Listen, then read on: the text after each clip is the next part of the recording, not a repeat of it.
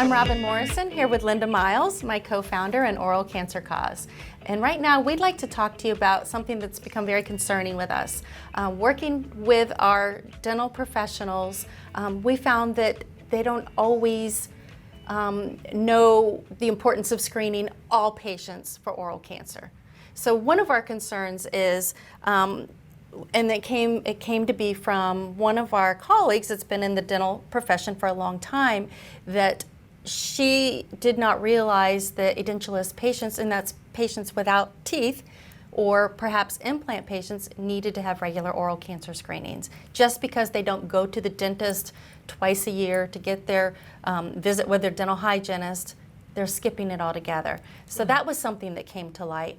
And Linda, you and I have talked about the concerns of maybe the old-fashioned dentist or dentists that haven't really taken the time to educate themselves on who needs to be screened. Right. Such as? Yes, patients that have partials and dentures, they can be ill-fitting and they can cause a sore that doesn't heal, and they feel like, they just don't need to go in, and it could be a lesion that needs biopsied.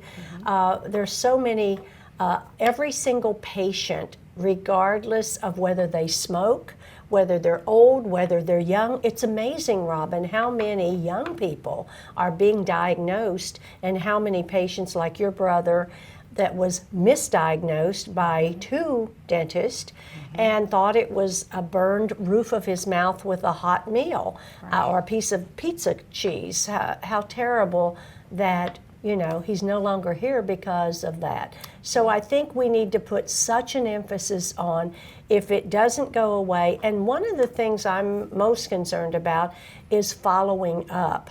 When they refer a patient for biopsy, good point, that dental practice needs to make sure, because my sister-in-law was told by her dentist that she needed to see an ENT, and she was fearful of medical doctors and chose not to. Right. And she's no longer here. That's like my brother, where they gave him antibiotics, said it should be gone in 2 weeks, never rechecked him.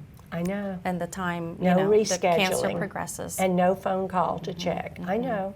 So it's very, very important that all patients be screened. And one of the things we've discussed so many times is a lot of dentists and hygienists say, oh yes, we did an oral cancer screening.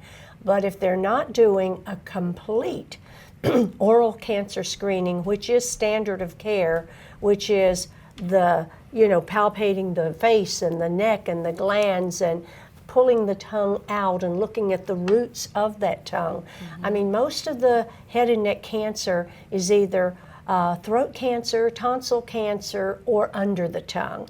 And we know that it isn't an easy to diagnose disease, but the sooner it's diagnosed, the better chance for survival. Absolutely. And one of our concerns too is that young people, everybody's at risk. Young people need to be screened. And you and I have we have friends that have gone through oral cancer in their 20s and their 30s. So we want dentists, hygienists, all the dental teams to know the importance of screening every single patient, every single time.